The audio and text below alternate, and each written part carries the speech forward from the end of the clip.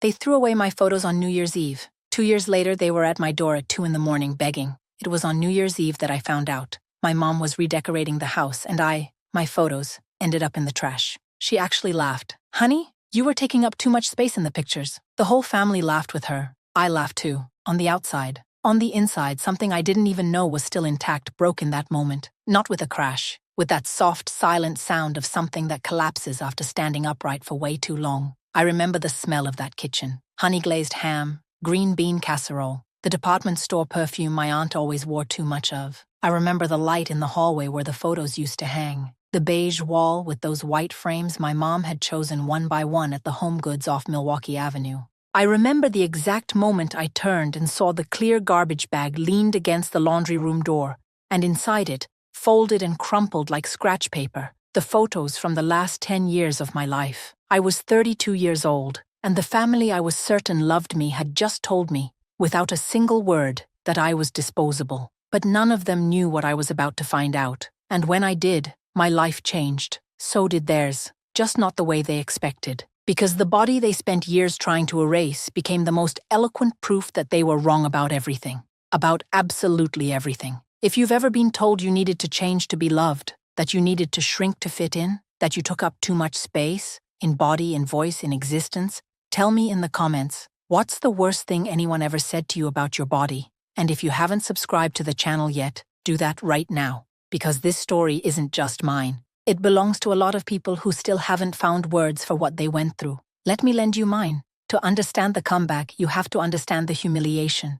And to understand the humiliation, you have to meet me before it happened. My name is Amanda. I grew up in Logan Square on the northwest side of Chicago, the middle child of 3, Brittany, 2 years younger than me, and Tyler, the baby. My dad, Gary, worked as a maintenance technician for a telecom company in the Loop. My mom, Diane, sold Mary Kay and ran the household with that quietly relentless efficiency of a woman who never stops moving. I was always the analytical one, the one who read the instructions before putting anything together, the one who researched before buying, the one who stayed quiet in arguments not because I had no opinion, but because I needed to organize my thoughts before I spoke. I got my business degree from DePaul, did a certificate program in human resources management, and by 32, I was working as an HR analyst at a mid-sized company in the West Loop, one of those places that grew fast and needed someone to put systems in place without making a scene. That was exactly my kind of work. I had real friends. I had a social life. I went out with my co-workers on Friday nights to the bars on Damen, watched TV on Sunday afternoons, with my legs folded under me on the couch eating popcorn with extra butter,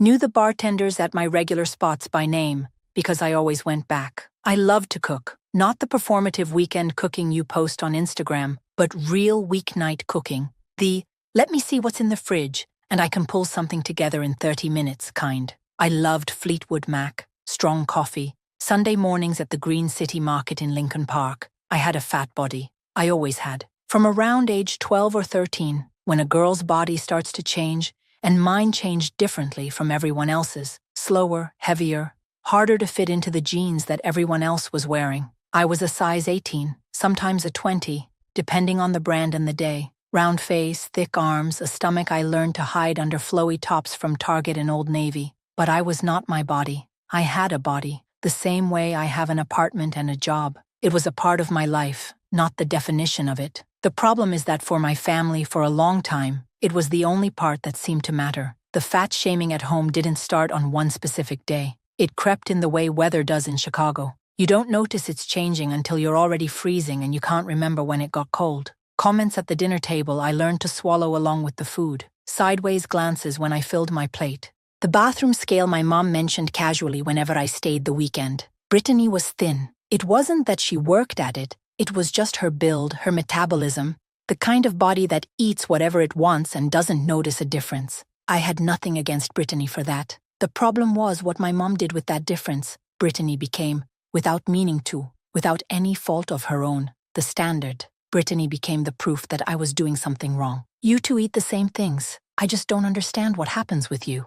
I was 15 the first time I heard that. I went to the bathroom after dinner and stood there looking at my own face in the mirror trying to figure out what was wrong with me that wasn't wrong with her. It took me almost 20 years to figure out that there was nothing wrong, that the question was wrong, that the whole premise was wrong. But before I got there, I had to hit the bottom. The first signs that something was clinically off with my body, not morally wrong, not a character flaw, but physiologically out of order, started around age 25. A fatigue that sleep couldn't touch. Dry skin even in Chicago's brutal winters when I'd expect it, but also in the summer when I didn't. A menstrual cycle that seemed to run on its own schedule, showing up when it felt like it, disappearing for months, coming back out of nowhere like an uninvited houseguest. Hair coming out in the brush more than it should. That feeling of eating the same things as my friends and gaining twice as much, like my body was processing everything on a different, slower, more resistant frequency. I went to the doctor. Of course I did. And the doctor looked at me, looked at the scale, and gave me the advice I would hear in every version of that same appointment for the next 7 years. You just need to eat less and move more.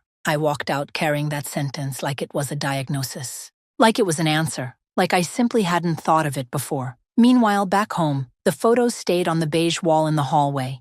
I still smiled in them, but I was already learning not to believe I deserved to be there. New Year's Eve, 2023 was at my parents' house in Roscoe Village on the north side. It was what it always was. Ham, my aunt's 7-layer dip, the TV on a countdown show, my Aunt Carol with her heavy perfume, my dad quiet in his armchair with a Budweiser, Brittany with her new boyfriend who everyone immediately loved, Tyler showing up 40 minutes late and getting hugged by everyone anyway. I arrived on time. I brought a trifle I made the day before that everyone raved about. I hugged my mom at the door and felt in her that specific tension I'd come to know well. Not anger, not warmth exactly, but assessment, the quick scan from head to toe, the half-second pause before the hug. The evening moved along. Midnight came. We toasted with champagne. We hugged. My mom got emotional the way she always did and said she loved everybody. I believed her. I still did then. It was almost 1 in the morning when I went to the bathroom and passed through the hallway. The wall looked different, not empty. There were other things hanging there, other photos, but the ones with me in them. The Christmas from 2018, my dad's 50th birthday barbecue in the backyard, Brittany's college graduation where I was standing next to her smiling. Those were gone. In their place, a landscape print and one of those framed botanical illustrations my mom had been collecting. I stood in that hallway for about 30 seconds. 30 seconds is a long time when you're alone in a hallway understanding something. I walked back to the kitchen. Mom, the photos in the hallway. She didn't even look up from the dishes she was rinsing. Oh, we're redecorating. It looks more put together now, don't you think? My photos were there. They were, but we wanted something new. You know how it goes. She dried her hands on the dish towel. It just feels fresher. What happened to them? That's when she looked at me. And on her face, there was something I still needed to name. Not embarrassment, not regret. Lightness. The lightness of someone who did something and doesn't consider it large enough to explain. I threw them out. They were old, some of them were faded. You threw out my photos. Amanda, don't make it into a thing. They're pictures. Right then, my Aunt Carol came into the kitchen looking for the bottle opener, and my mom turned toward her with an easy smile, like the conversation was already finished. Carol found the opener and left, and my mom stood with her back to me, reorganizing glasses on the shelf. I went to the laundry room. The garbage bag was leaned against the wall, clear enough that I could see the frames inside, the folded paper, the familiar colors of photos I recognized without needing to open the bag. I stood looking at that bag for about 5 seconds. I went back to the living room. My dad was in his armchair. Brittany was with her boyfriend on the back porch. Tyler was on his phone. The TV was playing something festive and loud. Everyone was fine. Everyone was having their New Year's Eve. I sat in the corner of the couch. I picked up a champagne glass someone had left on the coffee table. I sipped it slowly. My mom came out of the kitchen, passed through the living room, saw me sitting there and said, in the tone of someone commenting on the weather, "I mean, you were taking up a lot of space in those pictures, hun. We just wanted it to look more balanced." My dad said nothing. My brother didn't look up from his phone. Brittany wasn't in the room. Aunt Carol, who had heard, gave a nervous little laugh she tried to pass off as agreement. I smiled. I said, "Sure." I took another sip of champagne. I left at 2 in the morning saying I was tired. I hugged everyone. "Thanks for having me. Happy New Year. Love you." I got into my car, started the engine, pulled away from Roscoe Village, heading back toward Logan Square. And at the red light on Western Avenue, I stopped holding it together. I cried the 20 minutes home. I cried in the elevator. I cried sitting on the floor of my bathroom with my back against the cold tile. And what I wanted to have said, what I rehearsed silently on that bathroom floor at 2:30 in the morning on the first day of a new year, was this: "Mom, you threw away my photos because I took up too much space. But who taught me I didn't deserve space? Who taught me that my whole life?" I didn't say it. I stayed quiet the way I always did. but that sentence stayed with me.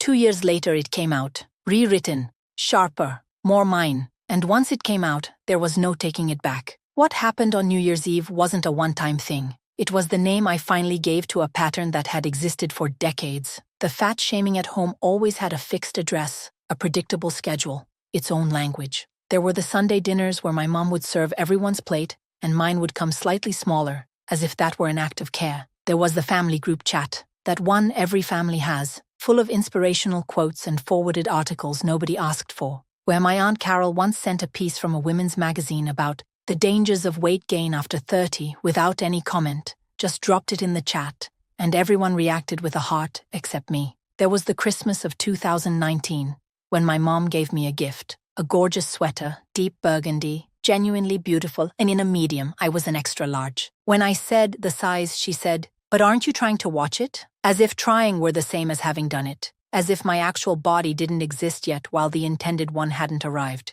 There was the doctor, Dr. Kevin Harris, internal medicine, office up in Lincoln Park, who I saw from age 25 to 31. 6 years of appointments where I described the same symptoms, the abnormal exhaustion, the irregular cycle, the hair loss, the weight that wouldn't budge even when I was careful, and got back the same response, varied in wording but identical in content. "Amanda, the body is pretty straightforward. Burn more than you take in, you lose weight. Take in more than you burn, you gain. What's missing here is consistency." Once he told me, looking me directly in the eye, "I've given you all the tools. At this point, it's a question of your follow-through, not medicine." As if 6 years of symptoms I was describing clearly didn't merit a single comprehensive blood panel.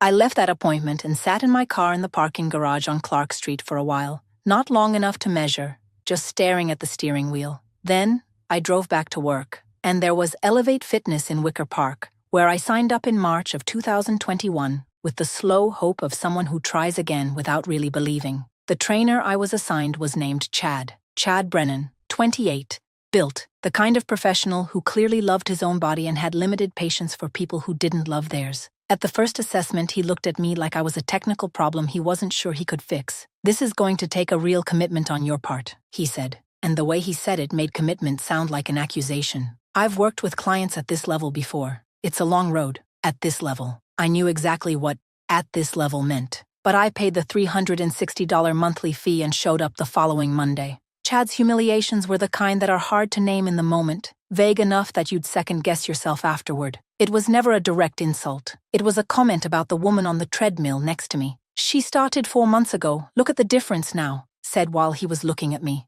It was the sigh when I asked to drop the weight on an exercise because I was hurting. It was the line, said loudly enough that the guy training nearby could hear. "Amanda, you leave here and undo everything in the kitchen, right?" He laughed. The guy pretended not to hear. I finished the set, counted the reps silently, and left 10 minutes before the session ended saying I had a meeting. Each of these things by itself sounds small. A comment, a magazine article, a sweater in the wrong size, a frustrating appointment, a line at the gym, but they weren't separate things. They were the same language spoken in different rooms. And that language said, in every dialect, the same thing: you are the problem. I internalized that message in a way that took me years to see. I stopped going to things that weren't mandatory. I deleted photos before posting them. I'd spend 10 minutes finding the angle, give up, post nothing. I put off blood work because I didn't want to walk into Dr. Harris's office and hear once more that it was my fault. I stopped joining friends for dinner because I felt watched in restaurants, like strangers who weren't even looking at me were somehow judging what I ordered. In 2022, I lost out on a promotion to HR manager because in the internal interview when they asked how I handled pressure, my voice came out small and I never recovered. The position went to a colleague. In the most honest part of me, I knew I had sabotaged myself. But I didn't yet understand where that small voice had come from, or why I felt I didn't belong in that conference room. And then came what felt like the final blow. In October of 2022, Chad posted on the gym's Instagram a collage of clients in progress, no names, no images of me, but with a caption describing a client profile that challenges even the most experienced trainer that I recognized as myself. She struggles to maintain consistency outside the gym and undermines her own results through inconsistent food choices. The post got almost 300 likes. I read it in the bathroom at work, my phone trembling slightly in my hand, thinking one single thing. I pay for this. I pay $360 a month for this. I canceled my membership the next day. I sent an email saying I wouldn't be renewing. I didn't explain. I had no energy left to explain. The bottom was quiet. It wasn't dramatic. It wasn't a night of sobbing or any kind of crisis someone watching from outside could have seen. It was a Sunday in June of 2023, 5 months after New Year's Eve, when I sat down on my bed at 10 in the morning, planning to get up and couldn't find a good enough reason to do it. The window was open. Sun was coming in. Outside on Logan Boulevard, there were the normal Sunday sounds. Someone mowing a lawn, kids on bikes, a dog barking somewhere down the block. The world was running fine. I sat on the edge of my bed for an hour and 45 minutes. The scale in my bathroom had been turned face down since February. I didn't know my weight. I didn't want to know. My closet had 2 unofficial sections: the clothes I wore and the clothes I bought with hope and that never made it off the hanger. I ate leftover takeout cold standing at the kitchen counter that Sunday and felt guilty about it. Then felt ashamed of feeling guilty about leftover takeout. Then felt exhausted carrying both layers at the same time. That afternoon I heard, with the clarity of fully formed sentences, the voices I believed were mine. You're weak. You have no willpower. Chad's right. Dr. Harris is right. Mom is right. If I had just taken care of myself, none of this would have happened. Only much later did I understand that those weren't my voices. They were voices I had been handed over years, that I had taken on as my own thinking. I had become my own worst critic using tools other people had given me. The spark came from an unexpected place. Jasmine was my work friend, payroll coordinator, desk across the open floor plan, the kind of person who says things that are too direct for a corporate setting and survives because she's too good at her job for anyone to say anything. We got coffee together every morning at around 10. I had never told her what was happening at home, but on a Friday in July, while I was waiting for the Keurig and staring at nothing, she walked up next to me and said without any preamble, "You've been different this year, quieter, less you." I was going to say, "I'm fine, just tired." That was the script. Something else came out instead. My mom threw away my photos on New Year's Eve, said I was taking up too much space in the pictures. Jasmine was quiet for 1 second. "I'm sorry." "What?"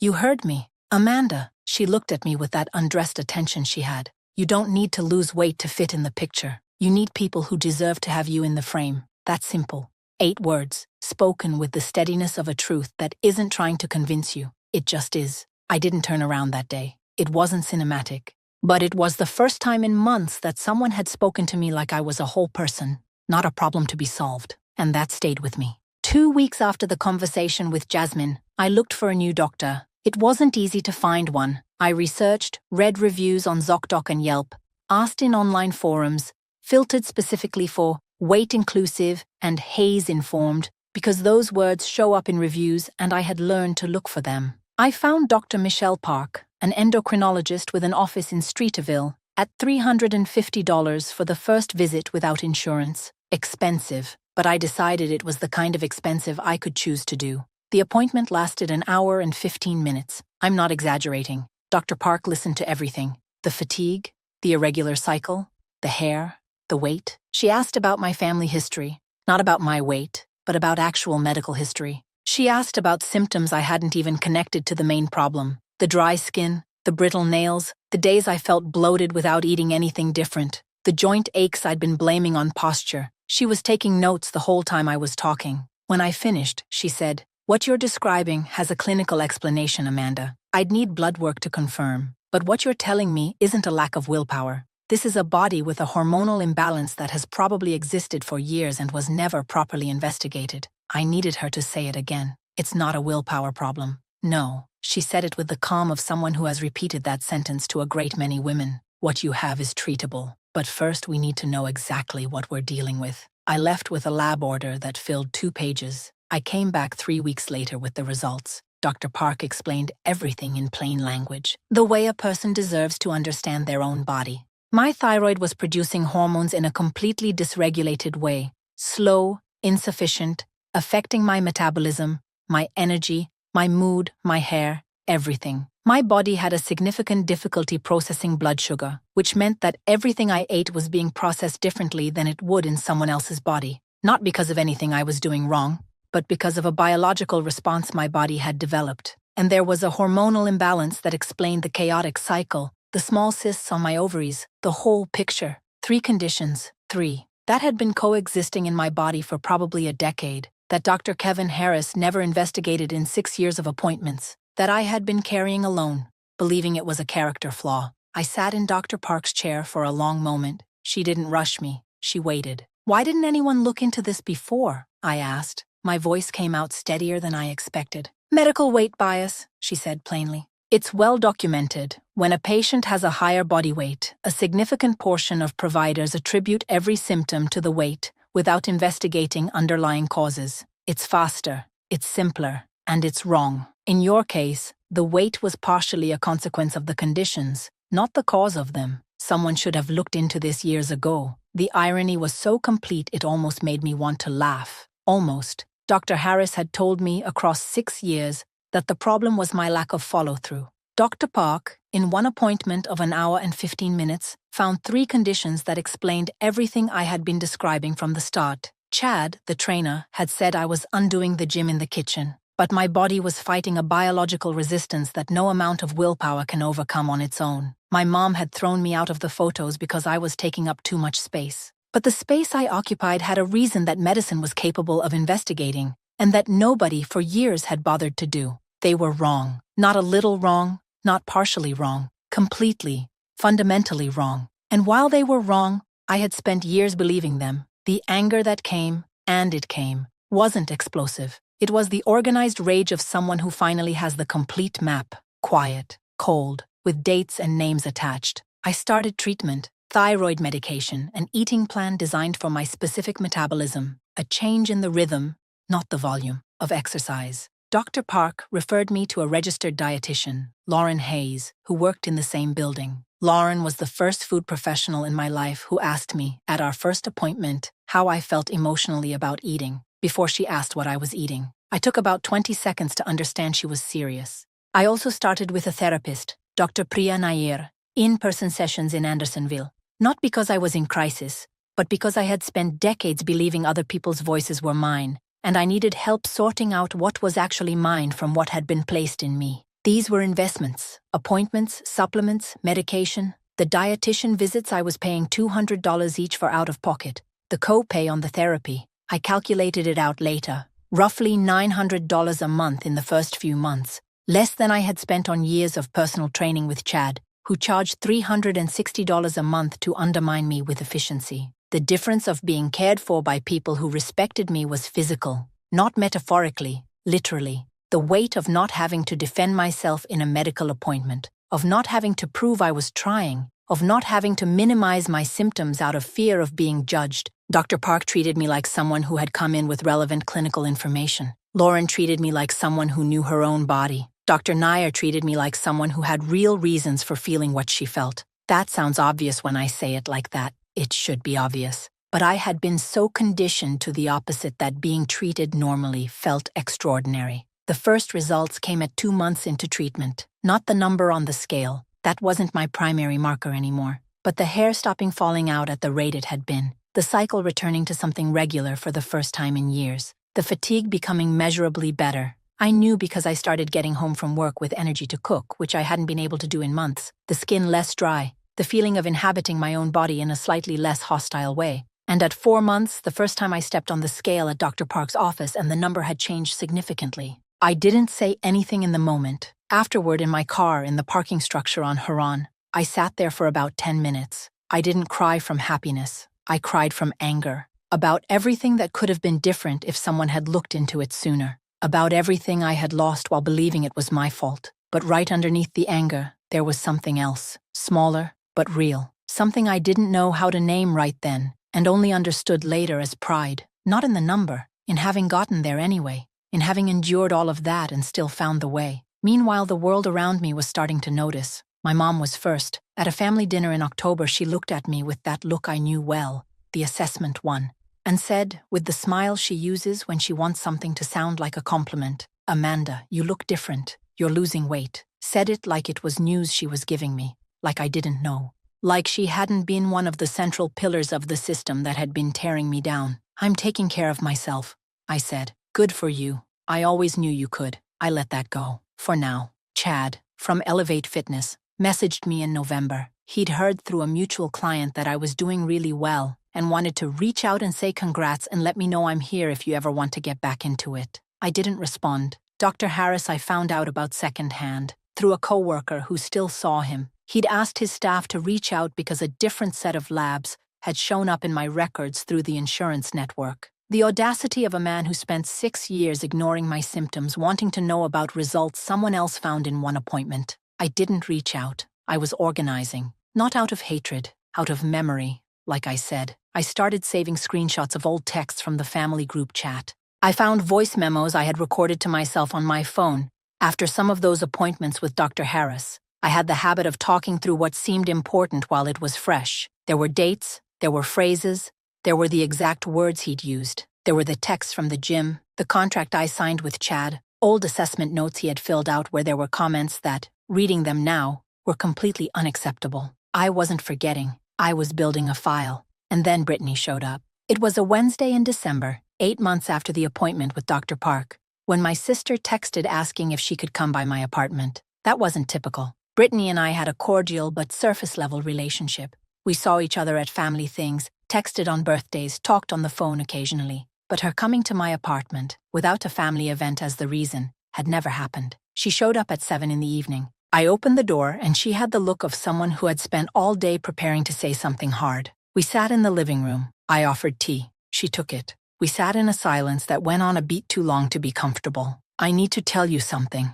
she said finally. Go ahead. She looked at her hands. About New Year's. I waited. The photos weren't just redecorating. She raised her eyes. I heard Mom talking to Aunt Carol in November before New Year's about our cousin Jessica's wedding in February. Mom said she wanted the family photos at the wedding to show the family the way she wanted people to see us. That's the phrase she used. And she talked about asking the wedding photographer to be mindful of angles where you were too prominent. The silence that followed was different from the one before. She talked to the photographer. My voice came out quiet, controlled. I don't know if she actually followed through, but I heard her say she was going to. Brittany held her breath for a second. And the photos at the house. I think she started taking them down before the holidays because she was already in that headspace. Getting ahead of it. I looked at the mug in my hand for a moment. Why are you telling me this now? Because I should have told you in January. She didn't look away. I heard it and I said nothing. I was scared of starting something, and it's been sitting with me all year. Brittany, I know.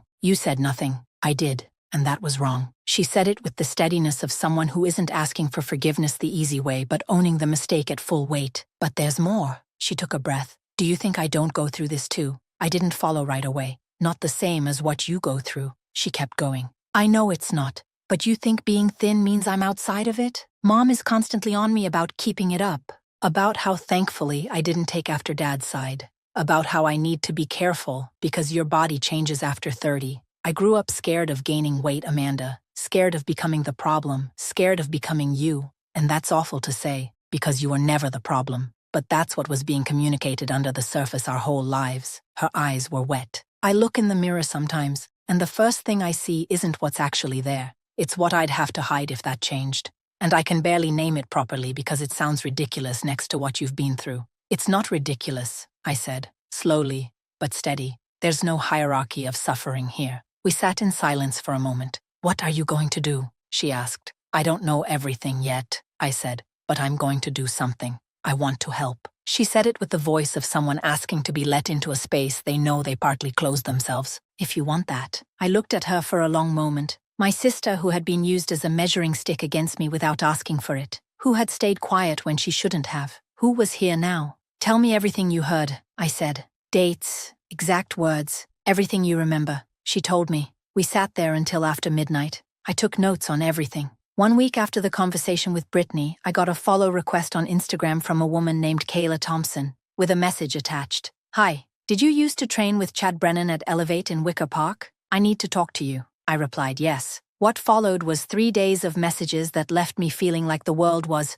simultaneously, smaller and more unjust than I had understood. Kayla had trained with Chad 2 years before me. She had left after 4 months. She had saved screenshots from a WhatsApp group for the training class, a group I had never been part of but which existed, where Chad would send motivational content that was, in practice, Targeted mockery of specific clients through language coded enough for plausible deniability, but obvious enough to anyone who was in the group. She had tried to file a formal complaint with the Illinois Department of Financial and Professional Regulation, the state agency that licenses personal trainers, in 2021. She was told to gather more documentation. She had gathered it. She had the screenshots, the dates, the written statements from 2 other former clients. She was waiting on one more person. On a Sunday afternoon, we did a video call. She was direct, composed, with that controlled tension of someone who has been carrying something too long. "Why did you wait?" I asked. "Because alone it looks personal," she said. "When there are multiple people, it looks like a pattern, and a pattern is different from one person's complaint. The licensing board takes patterns seriously." "That's what it is," I said. "It's a pattern. Are you in?" I looked at my notes, the screenshots I'd saved, the document I'd built out with dates, quotes, the contract, the old assessment forms where Chad had written things that no professional should ever write. "I'm in." And then, while all of this was coming together, came the desperate move I hadn't expected, but thinking about it, should have. In mid-December, my mom called, easy tone, almost casual. She asked how I was doing, mentioned how cold it had gotten, and then said, "I've been thinking about putting together a new family album," scanning some of the old prints. "You wouldn't happen to have any saved, would you?" A pause, like the ones that used to be in the hallway. I understood immediately. Someone had said something to her, maybe Brittany, maybe a relative who knew I had been talking to people, and she wanted to know what I had. Some of them, yeah, I said, with the most neutral voice I have ever produced in my life. "I back everything up to the cloud." "Smart," she said. "That's so smart. You're so organized." We hung up. She was 3 steps behind. Dr. Harris was more direct about it. His office manager called asking if I'd be willing to come in for a records review. When I said I'd switched providers, there was a pause. And then, "The doctor would really appreciate a chance to speak with you personally regarding your care history." I didn't schedule anything. They were both realizing the ground was shifting, and they were both trying to control something they no longer could. I spent 2 weeks in January of 2024 preparing what I was going to do. It wasn't rage, it was precision. The difference between wanting to scream and knowing exactly what to say and when. With Kayla and the other former clients, we finalized the formal complaint with the Illinois Department of Financial and Professional Regulation against Chad, this time with complete documentation. 4 statements, the WhatsApp screenshots, and his written assessment notes containing language that violated professional conduct standards. The complaint was filed in the 2nd week of January. Regarding Dr. Harris, I consulted an attorney, Karen Stout, solo practice over in Andersonville, about the options. 6 years of appointments where documented symptoms were ignored and attributed to behavior without clinical investigation. Karen was careful about it. Medical malpractice has a high bar, but a complaint to the Illinois Department of Financial and Professional Regulation is different when it involves a physician, and you have the timeline, you have the documentation, and the contrast with Dr. Park's findings is clearly demonstrable. We filed the complaint on January 22nd, and with my family, that one I prepared most carefully. I didn't want a blow-up. I wanted a conversation where I could say everything I had been swallowing for 20 years, with the people who needed to hear it, without anyone being able to cut me off or rewrite the story while I was talking. I wrote it out, literally, on paper, by hand, the way I've always been able to organize what matters most. 2 pages. Every specific thing that had happened, with dates when I had them, with the exact phrase when I remembered it, with the impact it had on me, not dramatic in tone, not accusatory in tone, factual, like someone describing what they witnessed, though what I'd felt was in every line between what I wrote. I texted my mom asking if she could come to my apartment the following Saturday. I said I wanted to talk through some things. She said yes. On Saturday, February 3rd, 2024, at 2 in the afternoon, my mom, Diane, arrived at my apartment in Logan Square. She had dressed up, lipstick, a nice sweater, like it was a formal occasion. She came in, did the mum scan of my apartment without appearing to, accepted the coffee I offered, and sat in the chair across from me. I sat on the couch, facing her. "Thanks for coming," I said. "Of course, honey." She had the company smile on. "What's going on?" I placed the 2 handwritten pages on the coffee table between us. She looked at the paper, then looked at me. "What's this?" "It's what I need you to hear." I started reading, not giving her the paper, reading aloud, slowly, from beginning to end. The Christmas sweater in the wrong size from 2019. The magazine article Aunt Carol dropped in the group chat. New Year's Eve and the photos.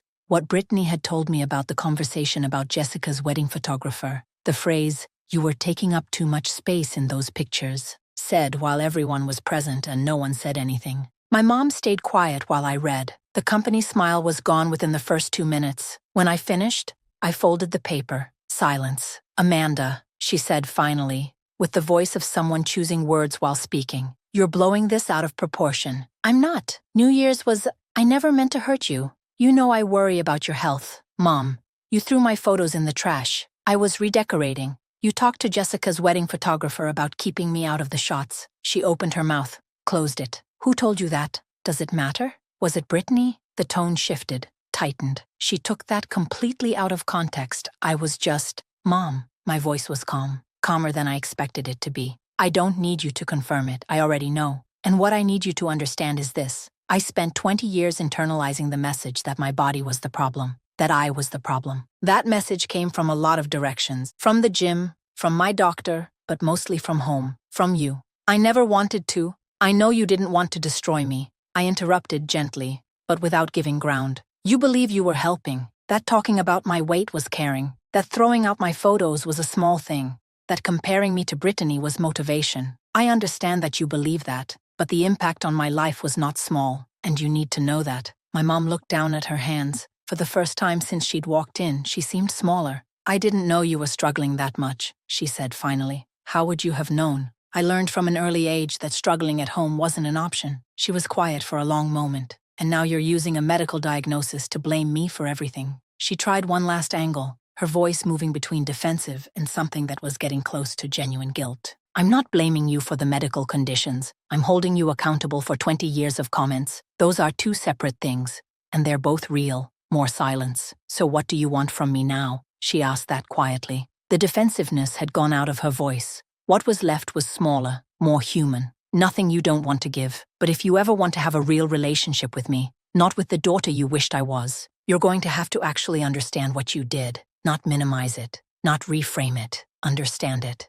Long silence. "Mom, you said I was taking up too much space in the pictures." My voice went quieter, but it didn't waver. "I'm telling you now. You used my body as a punchline for years. Don't ask me to celebrate with you now that it looks the way you wanted it to." That sentence sat between us in the air. There was no response to it. "There isn't one." "I love you, Amanda," she said finally. "I know you do." I paused. "But love doesn't erase the damage, and I'm not going to keep pretending it does." She stayed another 20 minutes or so. She didn't say much. She had that posture of someone who heard more than they prepared for and is still processing. When she left, she hugged me at the door. The hug lasted a little longer than usual. It wasn't happiness I felt when I closed that door. It was something quieter. It was justice. 3 weeks later, Chad lost 2 clients who had heard about the complaint. Then 4 more. The gym was notified. He shut down his personal training roster pending resolution of the matter. Kayla messaged me. IDFPR confirmed receipt and opened a case file. It'll take time, but it started. Dr. Harris received notification of the complaint in February. I heard through someone who still went to his practice that he was really shaken up. I didn't feel anything particular about that. I felt it was what should happen. Aunt Carol texted me in March saying she was praying for me and rooting for my health journey. I didn't respond. My dad called me the week after the conversation with my mom. He said he'd talked to her, that he'd told her she owed me an apology, that he did too. We made plans for lunch, just the 2 of us, at this old diner in Ravenswood he used to take me to when I was little. We sat there for 2 hours and talked about real things for the first time in years, and my mom, on the night of March 30th, at 2:07 in the morning, sent me a text. "Can I come by tomorrow?" The next morning, while I was drinking my coffee and reading that text, there was a knock at the door. It was her, and Aunt Carol. My aunt crying openly, my mom with that face of someone who spent the night awake making a decision. "I can't sit with this," my mom said, standing in the doorway. "I was wrong. I know I was wrong, and I need to apologize to you for real." I didn't open the door right away. I looked at her for about 3 seconds. "Come in," I said. That conversation lasted 4 hours. It wasn't easy. It wasn't pretty. There were moments where she tried to soften things and I had to bring her back. There were moments where she cried in a way I recognized as real. There were moments where I had to breathe before I could keep going. But it happened, for real. It didn't fix everything that day. Families don't work that way. But something shifted, in the right direction, with the right words, without pretending. Today I drink my coffee looking out the window of my apartment in Logan Square. Morning light on the trees along the boulevard. That particular January gray that Chicago does differently than anywhere else I've been. The coffee is dark roast, no sugar. Not because I'm disciplined, but because I figured out that's how I like it. I look in the mirror without looking away. Not every day, There are harder days, and I've learned that hard days exist and don't mean I'm back at square one. But most mornings I look at myself with the quiet of someone who's made peace with what they see. Not because what they see is perfect, but because I know what that body has been through and it's still here. I lost weight. I'm not going to pretend otherwise, because that would be dishonest. And my story doesn't need dishonesty to matter. I lost weight with appropriate medical treatment, with nutritional and psychological support, through a process that took more than a year and is still ongoing. But the transformation that matters wasn't that one. The transformation that matters was knowing that my body was never the problem. It never was. Brittany is in therapy. She started in February, 2 months after our conversation at my apartment. We talk more now. Real conversations, not surface ones. She told me last week that for the first time in years she ate a piece of birthday cake without calculating afterward. To someone on the outside, that sounds like a small thing. To someone who lived what she lived, it's enormous. My dad comes for lunch once a month. He's still a man of few words, but the words he uses now actually reach me. My mom and I are in progress. She went to more than one therapy session, something I never imagined seeing happen. We're not perfect. There are conversations that still hurt, but there's a genuine attempt at rebuilding that wasn't there before. Jasmine, my friend from work who said the right thing on a July morning, found out about the promotion to HR manager I was offered in September. She was louder about it than I was, in the middle of the open office. Our 10 o'clock coffee is still happening every day. The complaint with IDFPR against Chad is moving through the process. These things take time, but it's moving. The complaint against Dr. Harris is also in process. Karen tells me it could take up to 2 years to resolve. I have patience for that. I learned how to.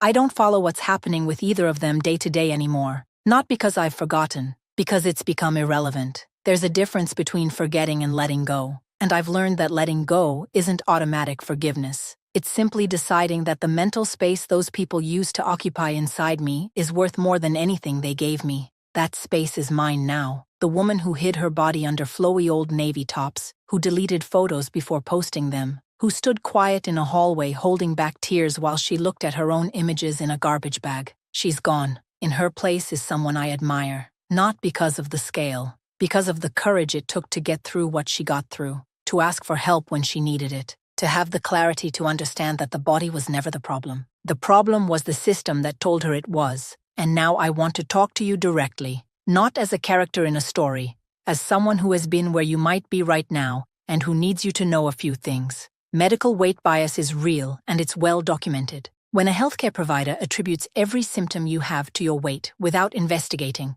without ordering labs, without actually listening to your full clinical history, that isn't medicine. That's bias with a stethoscope around its neck. You have the right, not the favor, the right, to demand a proper clinical investigation before any judgment about your weight. You have the right to change doctors if you don't feel respected. If you have been describing symptoms for months or years and the answer is always, lose weight and things will improve, find another provider. What's wrong may have an explanation, and the explanation may have nothing to do with discipline or willpower. Family fat shaming is the hardest to name because it comes wrapped in real love. People who genuinely love you can hurt you consistently and believe they are taking care of you. Love does not cancel the damage, and you can love someone and refuse to allow them to comment on your body. Those two things coexist. Setting limits with family is not ingratitude. It is emotional survival. You can say, I love you and I will not accept comments about my body in the same breath. That is your right.